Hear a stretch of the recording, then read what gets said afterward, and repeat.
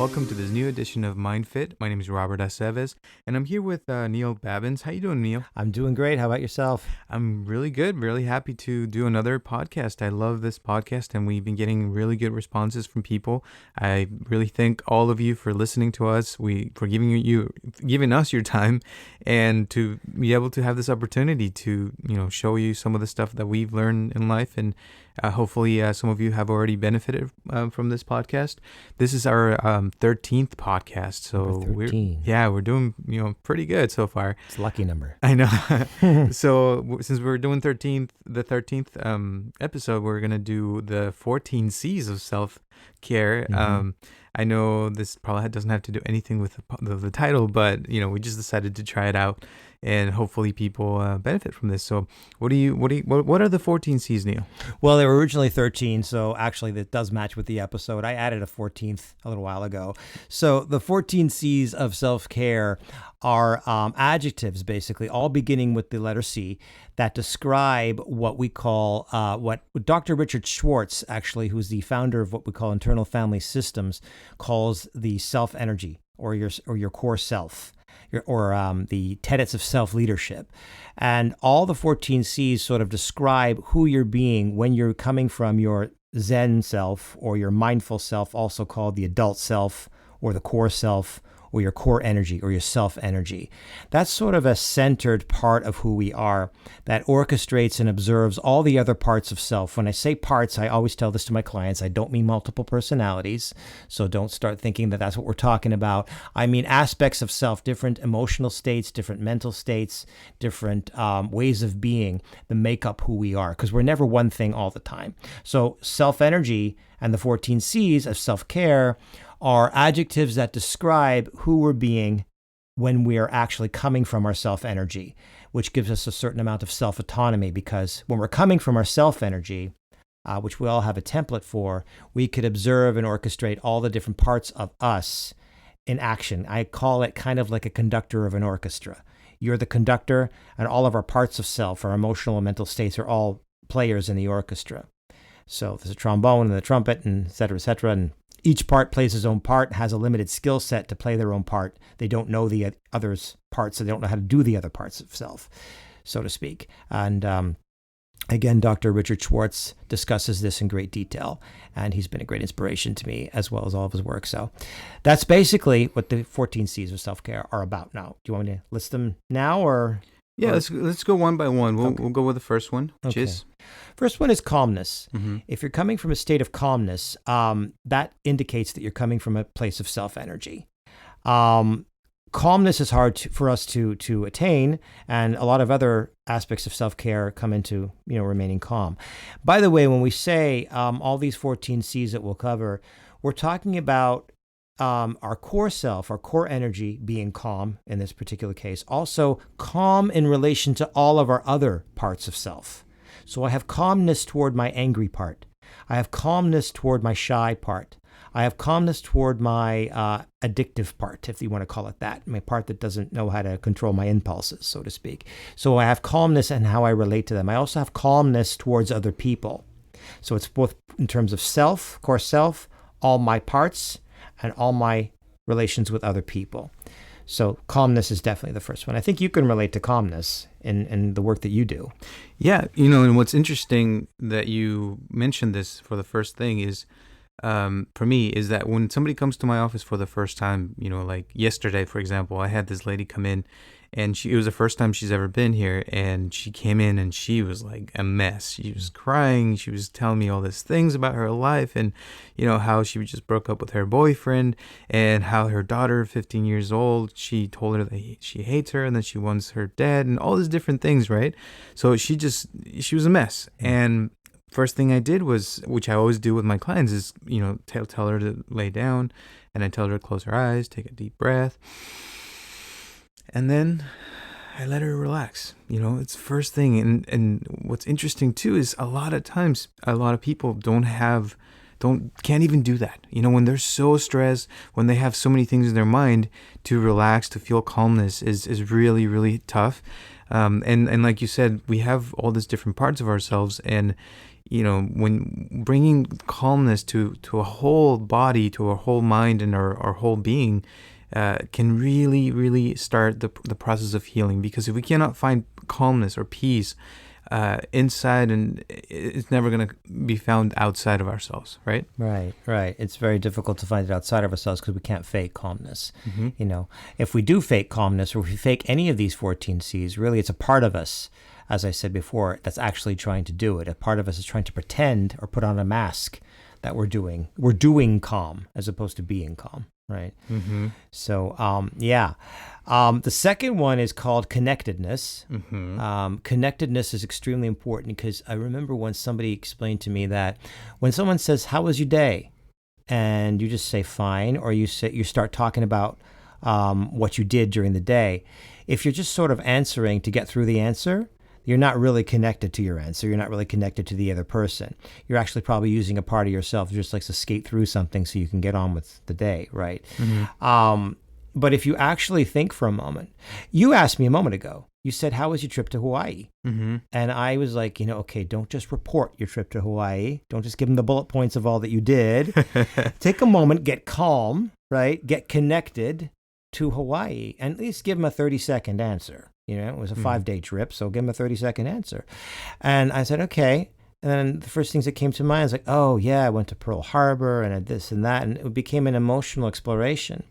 And you actually enjoy, it's less energy to give you a 30-second explanation or connected, calm explanation of my trip, as opposed to just saying, yeah, it was good. Hotel was really nice. Everybody's really friendly there, and the weather was okay, and this and that, and just that's exhausting, when you're not connected to your answer, to your parts of self and to other people. Mm-hmm. So connectedness is another C that is very important to make sure that you're doing. Take a moment, get calm. I actually put these in a specific order, because if you're calm, then connectedness can come a little easier. So calmness is, I think, the fundamental one, and then connectedness, being connected to yourself, answers you give people, the conversation that's going on, even if you're not talking. Just be connected to the silence. Just be connected to the moment.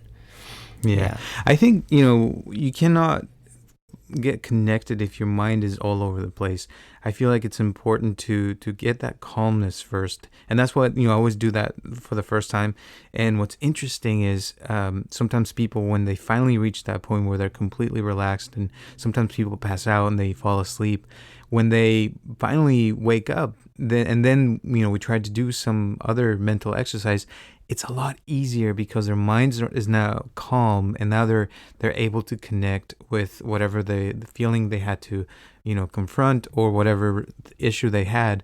But at this point, when you're relaxed, when you're calm, it's a lot easier to see it clearly, to make sense of it, and to actually do something about it, and change our lives in that sense, by connecting with it. Because if you're not connected, the answer you're going to get, like you just gave that example, is not going to be the correct answer to that situation. I don't know if that makes any sense, but it's like, if you're drinking hot chocolate, the correct thing to put on it is sugar, but if you put salt in it, then it's not going to taste very well, So that's kind of what I mean. Yeah, absolutely. Because when you're connected, you could also have your core self, your core energy, check in on what's coming up for you. What part of you is coming up for you. I'm feeling this, I'm feeling that.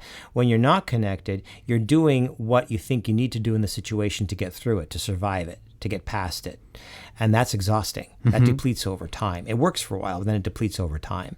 So being connected is like, what's going on with me right now? I'm feeling this, and everything is okay to be feeling. You just have to be present to what you're actually feeling. So being connected is extremely important to having core energy and taking care of yourself. Yeah. And and you could also sometimes, in order to find the calmness, you can connect with it, with the stress and all the negative things that you're feeling. So like when somebody's giving doing an exercise, for example, to relax, if you focus on your breath and you focus on the tension that you have, or even the pain in your body, or the things that are bugging you, or the things that are in your mind, just by connecting with that energy and that stuff that you're feeling, also calmness can come from that. So I think they work either way too. Yeah, they do. Because if you connect with it, you're absolutely right. You're not resisting it.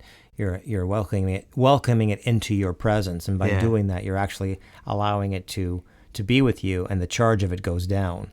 Mm-hmm. When you try to avoid it or distract yourself from it, that's when it works for a while. That you're not that you distract from it for a while, but eventually it comes around the corner with a vengeance. So yeah. And it's funny because the another one of the 13 C's is, or the 14 C's, sorry, is clarity. Mm-hmm. And so, when you do this and you find calmness and you connect, then you can see things clearly and truly understand how things are. Even if we're talking about something negative like fear or anger, Mm-hmm. if we can truly see that anger and where it's coming from, or the fear that we're feeling, or the anxiety or the depression, and if we really connect to where that is coming from, that's like half of the healing right there, because then we know clearly what is causing that to us, and so we can work with that and try to find a better solution, right? Yeah, I mean, how could you know what you need to take care of unless you're clear on what it is? Yeah. I call the core energy, another thing I call the core energy or self energy is the CEO of ourself. Mm-hmm. Imagine yourself as an internal factory, not factory, well, factory is part of it, internal company. Right. And you're the CEO of your own internal company. Mm-hmm. Now, if you're a CEO, if you're the boss up in the big desk, being clear is extremely important, and clear on what's going on inside your internal system. Who's messing up, who's getting riled up, who's doing a good job, who do you need to temper, who do you need to bring down, who do you need to bring up, to promote, to lay off, to send on a vacation for 2 weeks, that kind of a thing. You have to be clear on what's going on around you. Before clarity actually was curiosity, another C. So sorry, I skipped that one. That's okay. No, it's okay. I'm glad you did, because we're calm, then we're connected, right? Or connected to calmness, like you said. Mm-hmm. And then we have to be curious. A CEO is curious. A good CEO doesn't just jump on the bandwagon and say, I know what's going on here, unless they actually do. But they've got to be curious, what's going on here? Mm-hmm. Who's going on here? Let me ask, not just to be humble and to be polite, right? But to be truly curious. I'm curious, what's happening with me here? Who's getting stirred up inside of me here? And once you're curious about yourself, about your parts, about other people, curiosity about other people is one of the best elements I find for my own core energy. Then you can get some clarity. You're curious, and then you get clarity. So we have calmness, connectedness, curiosity, clarity. Mm-hmm. And then once you're clear, then you know what's going on. Then you know what you have to do about the situation. And then what you do about the situation leads to the next C, which is compassion. Mm-hmm. You want to do whatever you're going to do with compassion. Your core self, your self energy, your self leader, your CEO will do something with compassion. Compassion doesn't necessarily mean you're going to be sweet about it. Mm-hmm. Compassion just means that you have compassion about what you're about to do and who you're about to regulate or delegate to, or what changes you're about to make, or what you're about to say, or what boundaries you're about to exert. You have compassion for yourself, all of your parts of self, and other people as well. Mm-hmm. So I find two things interesting. One, curiosity. When I think about self-care, you think about, like you said earlier, about going to the gym or going for a walk or taking breaks. But I find it interesting that curiosity could be a self-care thing, because I agree. Like, I think sometimes we have to be curious about certain things before we get interested in them. Like if you'd never heard anything about rock climbing, for example, then you never really get interested in it because you don't know anything about it, right? But if you start with some curiosity, like let's say you saw some ad on a magazine or somebody told you about it, and then you have that feeling, then eventually you get interested in going for that. Or if we are talking about, internal stuff, like, if you're never curious about exploring your feelings or certain, experiences in your past, how are you going to go into it and then find that clarity you're talking about, Yeah. So I find that interesting. And then also, I feel like sometimes if you go and you feel curious about some feelings and some, experiences in your past, and you find something that you realize, like, that you were molested in the past, or that somebody else, did something to you that you didn't realize actually hurt you, and now it's, like, let's say somebody happened with that lady yesterday. She told me that she realized that her parents, who were alcoholics, had actually affected her, because when she was a little girl, there's a lot of drama in her house all the time, and now that she's in her 50s, she's still carrying that drama into her life. And so I think that, to find compassion and to realize that even if you were molested, that, you're still a human being, and you still worth a lot, and you're still a valuable person, and you still have a lot of good things to offer. I think that's a really important thing for self-care. I don't know if I'm saying it wrong, but I think that's something that I am understanding right now. Absolutely. Absolutely. Having compassion both for what you went through, for what others went through, and compassion and curiosity also about like if somebody's doing something that's, like you said, about rock climbing, or some people do some things that are really extreme, like extreme sports or have extreme views. Being curious about other people, automatically ignites your compassion, because you're trying to get clear, right, on, if you look at curiosity, clarity, and compassion, and that you're trying to get clear on what it is that makes them tick, on what it is that's behind their self-energy or one of their masks that they're using. You're curious about people. So if somebody's extreme in some way, you may end up becoming a rock climber yourself, or you may not, but you're still curious about what makes you want to do that. What makes you want to climb up to the top of Mount Everest like that and camp out there? And if somebody says, I want to do the John Muir Trail, what is that? How many miles is that? That's, I don't know, 260 something or more. I don't even know. I mean, I could imagine enjoying that because I love to hike, but it's, somebody who says, I want to go do that. I'm curious about you. And I don't mean that in a way that's condescending. I know it sounds that way. Condescending is not one of the C's. So, I'm curious as to what that is, that makes somebody really want to do that. And then I get clear on that. And then I have compassion about where that person came from. Even if they are doing it as an escape of something else, I'm compassionate about that. Right. Then as a CEO of self, I've got to go to the next C, which is confidence. I've got to be confident about what I'm going to do next. Because sometimes what I'm going to do next causes me to become afraid that I might escalate the situation, or I might make the situation worse. I might feel worse afterwards. I may hurt somebody's feelings afterwards, or I might, it might be pointless. I might wonder, what's the point? I have to be confident that as a CEO, I can have an effective, outcome with this. If there's something I need to do or say, even if I just have to listen, I might have to listen with confidence, because maybe I don't know what's going on. They're talking about things that are over my head, or et cetera, but I have to listen with confidence. Yeah. And then, and then confidence leads to the next C, which is courage. Because I may have to have courage to stay in the conversation, or hold my ground, or, stand by my decision if I believe in what I'm doing. It takes courage sometimes as well. I'm going to stop you right there. I'm still stuck with compassion. You're stuck on compassion? Yeah, oh, no. It's a great place to be stuck. I decided to Google the definition of compassion, and it says a feeling of deep sympathy and sorrow for another who is stricken by misfortune, accompanied by a strong desire to alleviate the suffering. So I feel like, in order to, like you mentioned, confidence and courage, I feel like compassion is super important, and especially when it comes to the self, and it says, a deep feeling of sympathy and sorrow for another, but it could be for ourselves in this case, when we've been stricken by misfortune or something that, we didn't do really well, or something happened to us in the past, some trauma, something that caused us pain.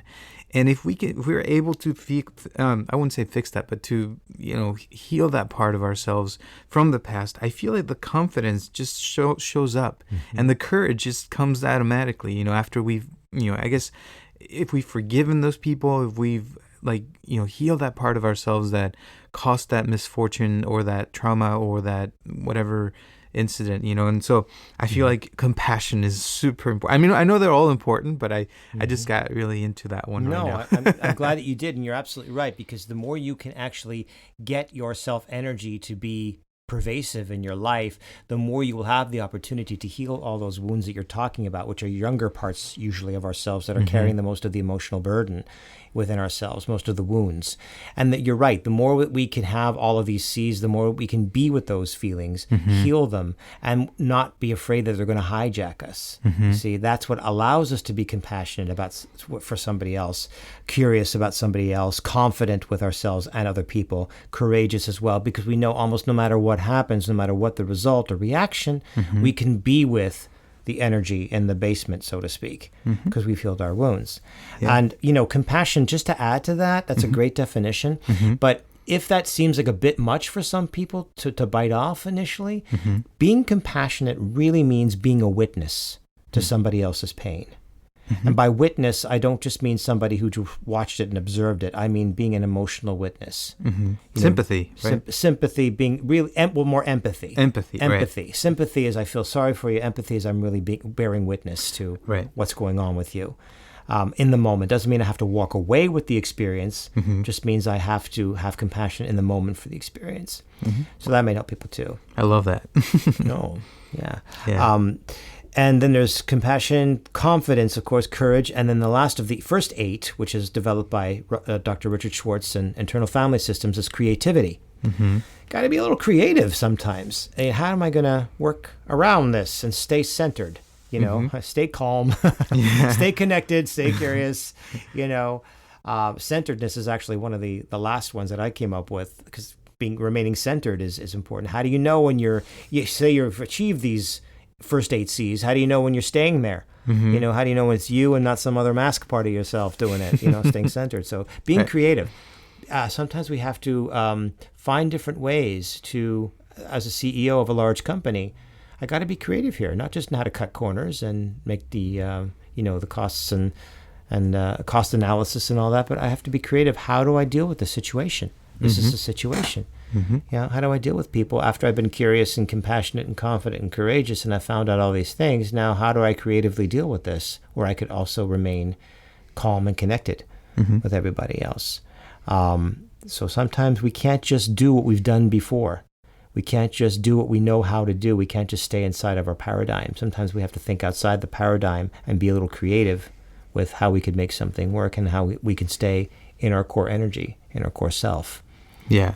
You know, to me, creativity is the activity of creating, you know, and so you're creating your life, you're creating your reality, and it's an action. You're constantly doing this throughout the day.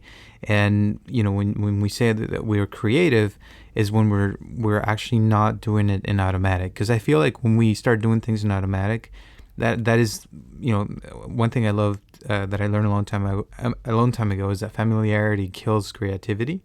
So if you become familiar with something, or things become a routine, then you're not being creative at that point, and then it kills your creativity. And at that point, you know, it's going back to self-care, you're not, you know, feeling super happy, or you start feeling monotone, and life just, you're not spontaneous anymore, and just things, you already know what's coming, and then life just becomes this, you know, A, B, C, D, you know, you just follow the steps, and you're not thinking anymore. And the point of creativity is to create, to do something different, like you mentioned, like do something that's, you know, that's new, that, you know, you feel like the CEO needs to, you know, come up with new ideas, because a company, you know, needs to continuously recreate itself in order to survive. Because the moment a company becomes obsolete, then it dies. Like Kodak, for example, you know, they died because they didn't think ahead. They didn't think that photography was going to become digital, and you know, they continued to think the old way, and then boom, eventually they just died, and they were a multi-billion-dollar company. So absolutely, even in our field, even in the field of mental health, there's extreme changes going on all the time as the generations change, as technology changes. You know, being creative about and being courageous and confident about how you're going to make those creative changes is extremely important. Things are unfolding in my industry exponentially. It's just completely different than it was 30, 40 years ago. And it's continuing to move in that direction. So being creative is not only, something, a strong point for people, it's also a necessity, you know. Oh, I totally agree. Yeah. It keeps you sane and sound in your mind. Yeah. So yeah, totally. And you know, one thing I'm going to add to that is, even if you already exercise and you already like take care of yourself and you do all these things and you're constantly, you know, keeping yourself on your toes, like, you know, I know people that are very healthy and they eat super healthy-ish food and they do all this healthy, you know, holistic stuff, and meditation. Even with meditation, there you go. I do meditation myself, and I do all these things myself, and I've noticed that again, you could get to a point where you start doing them in automatic, and you're not, you know, keeping it fresh. And so, even in meditation, that's one thing I learned in Japan, by the way, is you could meditate for 10, 20 years, and if you're doing an automatic, it's not going to help you one bit. You have to be fresh about it, and you have to, every time you take that breath, you have to be present, and you have to see it as if it's the first time you're doing it. And then there are certain techniques you can learn to keep that that freshness and to be in the now. And that's, I think, being present. That's kind of what that means. Going back to what you said about certain centeredness, I think that's also important, because if you're thinking in the past, or you're an automatic already, then you're not there. You're not centered, right? That's my take on that. That's right. No, you can't just show up to life. Right. I know Woody Allen says that 95% of life is just showing up. I think he said that. Yeah, but and that's why it's humor. It's comedy, and he's got a point.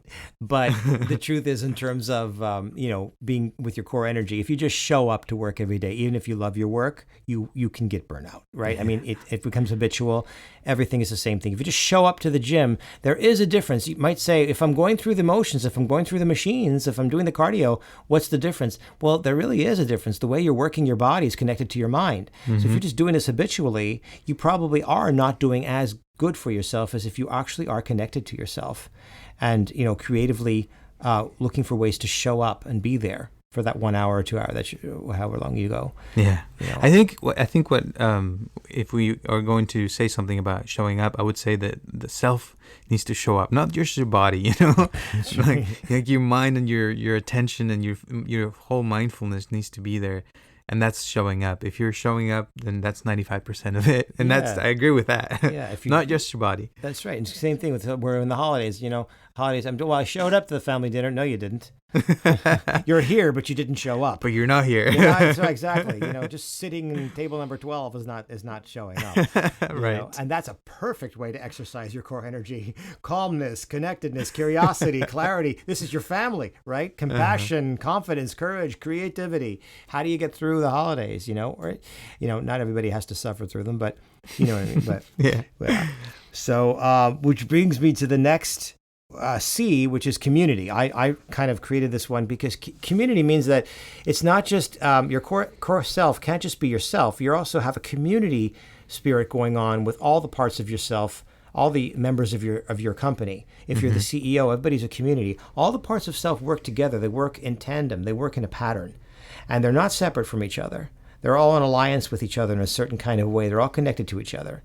So your anger is connected to your fear, and your industriousness is connected to your desire your passion for success. And there's always, whatever part you're dealing with of yourself, there's always an alliance that comes in. The self-critic who we all have whispers in your ear a lot. And the famous Brene Brown says that shame is a fear of disconnection, of human disconnection. So shame is whispering to you so that you don't end up lonely. You don't end up disconnected from other people. So even the critic in our minds, that part of ourselves, is connected to other parts of ourselves. It's a community in there. And we have to recognize that it's not isolating one part that we don't like and saying, you go away, you're fired, get out. We're not doing The Apprentice here. This is the community, We're not firing any part of ourselves. We're simply reorganizing how they're given permission to take the lead and when they're given permission to take the lead. Because I need my anger. I need my shyness sometimes when I have to remain safe.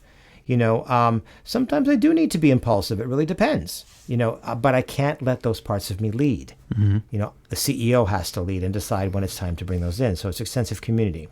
Right. Yeah. And understanding that, that yourself is a mixture of other selves. So you're not, one thing, you're many things. And the same with, in society, when we belong to a community, we feel this sense of pride, and then we also, fulfill that need for belonging to something. So there's a lot of good that comes from community, and when it comes to self-care, I think people, for example, that go to church, for example, and they're part of some church community, they tend to live longer, 10 to 15 years longer, simply because they have people that they talk to on a regular basis, the places that they meet for parties, for or, going to mass every Sunday.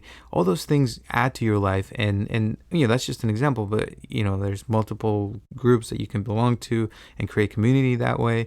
Now there's more communities online as well you can be a part of. And all that just adds to your life. It gives you more happiness. It just, helps you in many ways. And it also can help with stress. When you're part of the community and you're suffering through some pain, that helps you. If if you lost your son or your daughter, if you belong to some community where other moms or dads lost their loved ones, it helps you. And that pain kind of spreads around, and it's not as strong when you share with other people. Mm-hmm. So I think that's really important, community. Absolutely. The more you learn about other people, using your curiosity and compassion and clarity, the more you realize that, everybody we're not as unique as we think we are. Yeah. We are, but we're not, Right. Absolutely.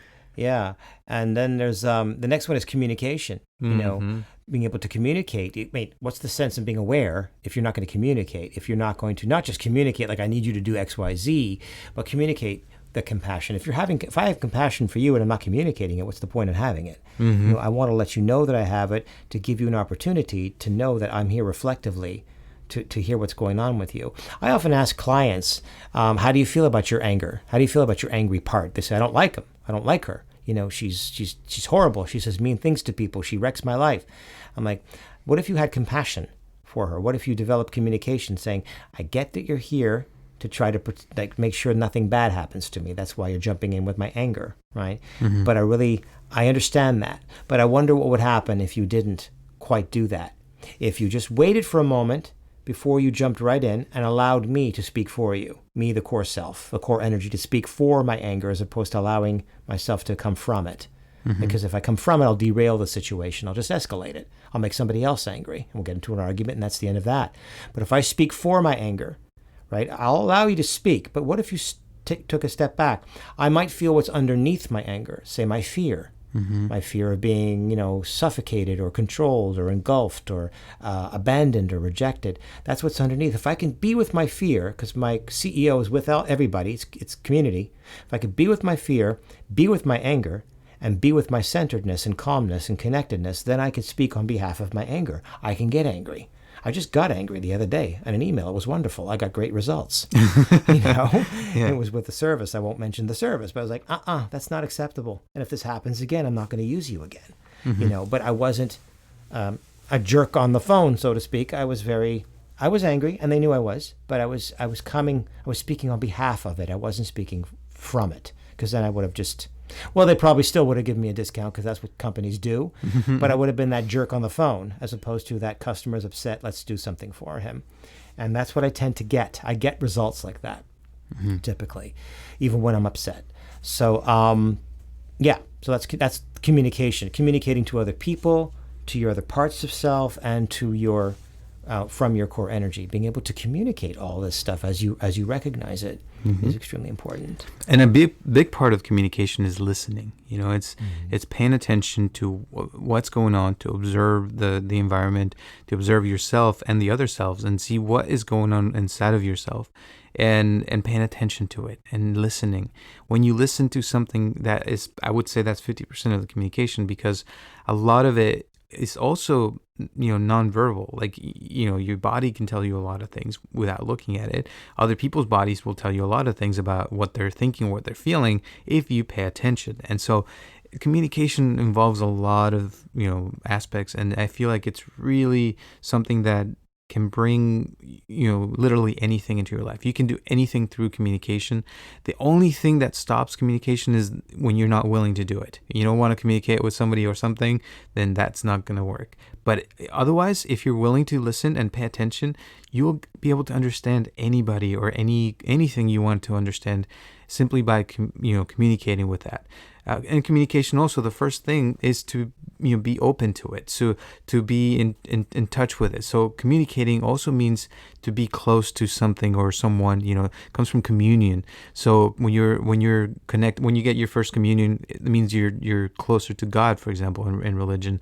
In other ways, when you communicate, you're also becoming closer to that person. Like if you have a partner, for example, and you communicate with them, you can really truly feel what they're feeling and understand what they're thinking and how they came to that, and and be one with them. And I feel like communication is also one of those things that if you use it and for self-care, and especially by listening to yourself, you'll be able to do anything. It's a good point, because a lot of people say we're always communicating something. And I might say, yes, but are you always listening? Right. Right. So we're always communicating something, but is somebody always listening to you? So communication, you're absolutely right, is definitely reflective listening, or just listening is is such a big part of it. Yeah. Yeah. And the next C is collaboration. We all have to work together. All of our parts of self have to work together, and community has to work together. You can't do it alone. You can do a lot alone, but you can't do it alone. Every good CEO knows that they're not working alone. There's no way. You can't be a master at everything.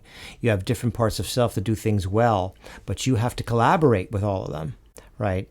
And it doesn't mean that you necessarily have an IT specialist inside there. When I say parts of self, I don't know anything about IT, so I've got to ask somebody, what am I doing here? I've got to collaborate both internally and externally if I'm going to have the kind of life that I want to have.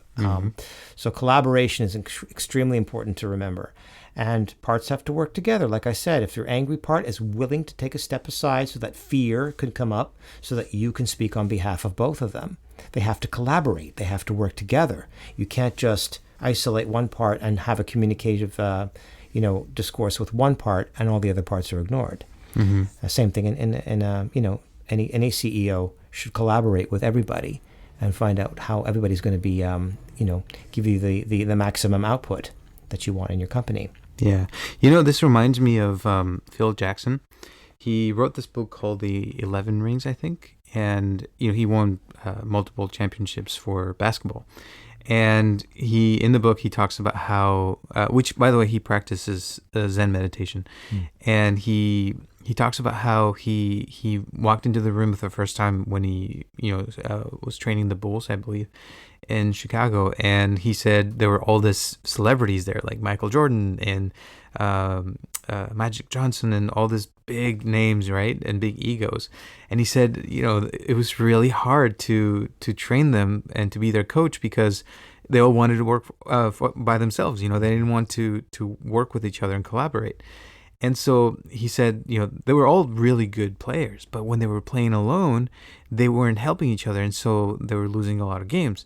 But then the moment they started collaborating with each other and, passing the ball and really feeling each other, and they sort of became one, that's when they started winning all these championships, because they were like a well-oiled machine, like you said before, and they were working together, doing everything the way that really was helping improve their skills, and by helping each other, they were winning the games as a whole instead of just being one single individual, Yeah. So that reminded me of that. Absolutely. I think one of the fallacies of collaboration, and one of the fears behind collaboration a lot of people have, is that they feel that they'll lose part of themselves in the collaboration.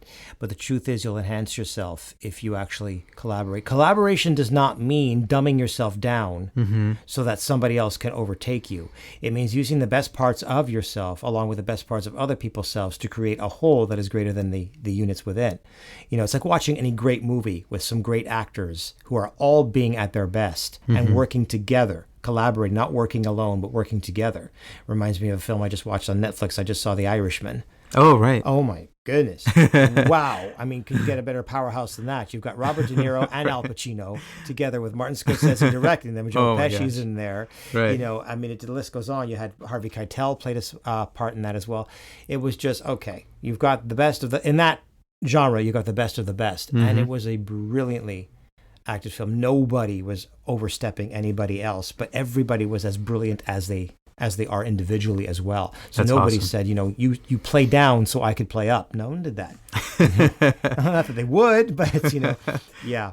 So that's the fallacy of collaboration. It doesn't mean stop doing what you're doing individually so that everybody else can do what they want you to do. Yeah. It means be the best you can be and work together with other people doing the best that they can be as well. Yeah. And I think this connects with the next C, that is comprehensiveness. I feel like when you understand, and you comprehend what you're saying right now about how you're not dumbing down yourself. You're basically collaborating. You're helping, to bring this whole community up. You're improving, life of others by collaborating with them, and you understand that. And if you understand yourself as well, and understand that every part of yourself also needs collaboration with other parts, and it needs to synchronize with your other parts, I feel like that comprehensiveness is what adds to your life. Like, also understanding that you need self-care. We all need self-care. We need to take care of our health, our time, and get rid of that stress whenever we have a lot of stress. So understanding and comprehensiveness, I feel like it's something that if we pay attention to, can really clear things up for us, I guess. And it connects all of them, I think. It does. Comprehensive is also important as well as that, because you need to keep looking for things. You need to keep discovering parts of yourself. You need to keep discovering, where you haven't looked yet. Right. And make sure that you didn't say, okay, I got my fear down, I got my anger down, I got my shyness down, I'm good. Like, there's a lot more down there. I know even Dr. Schwartz says, who developed this, he said, I think he's close to 70 at this point. I don't want to age him if he's not that old. But he says he's still discovering parts of himself, that he's still working with after all this time, which I thought was amazing. And I use it a lot in my work. I tell clients, don't worry. The founder himself, who's been doing this since the 1980s, is still discovering aspects of himself that he wants to work with. So, which leads to the next one, which is commitment. You've got to remain committed to the process, because oftentimes we will let one of our parts of self, even if it's the part of ourself that's apathy or laziness or, shutting down, withdrawing, isolating, we'll just jump in and hijack without us even recognizing sometimes that it's doing that. And even if we recognize that it's doing that, we don't recognize that we have the self-energy to have it become unhijacked, not really a word, but out of the director's chair back to where it's supposed to be. So you got to remain committed to the process, because you will go off the pendulum. The pendulum will keep swinging back and forth if we don't remain committed to keeping it relatively balanced. Our core self is not always going to be in charge. We have to check in consistently to see if our core energy, our self-leadership is in charge. Oftentimes it's not, and we think it is. So, we think, we rationalize and say, oh no, I'm in charge right now. It's like, no, you're not, you're running your wheels, Yeah. So you got to check in, remain committed to it. And then the last one was centeredness, which we already talked about. Being centered is the key to keeping all of it intact. If it's not centered, the statue's going to fall, and you need to be committed to that as well, to keep yourself together and make sure that you become your priority in your life, and yourself and yourselves and all the other parts of you that are important, because if there's no you, then there's nothing else. Right? So I feel like this one brings it back together and connects all of them, and I feel like practicing this self-care 14 C's, I feel like can really change your life in multiple ways, starting with yourself. Yeah. Remember the triad: yourself, all your parts, and with others. So there's all three. You want all three domains to be, all 14 C's to be active in all three domains as much as possible. Yeah, I love that. Well, thank you so much, Neil, for your time. Anything else you want to add to all of these 14 C's of self-care? No, if you think of any others, call in and let us know. Okay. Hey, Neil and Robert, I thought of one. Go for it. The number can increase. It's 14 right now, but if you think of another C, doesn't have to start with C either. We can go into the D's and. Yeah, if you use the Anchor app, you can actually send us a voice message, and we can play it on the air in our podcast. So feel free to do that if you like. All you have to do is go to the app, and then it'll tell you play a voice message, and then we'll actually get it, and we will able to add the file to the podcast. Also, if you have any other comments, you can send them to us on our Facebook page, which we already have, which is MindFit Podcast. Any other comments, anything you'd like to add? No, just continue to give us feedback. Keep us posted on how this is resonating with you. And if there's anything you want clarity on, that's a C word, have the confidence and the courage to let us know. Okay, sounds good. All right. Thanks, Neil. We'll see you next Tuesday at 6 p.m. Remember, we are on any of your platforms that you listen to your podcasts. And thank you so much for your time. And now we also have our YouTube channel where you can follow us as well and listen to the podcast on there. So thank you so much, and we'll see you next week. Have a great one.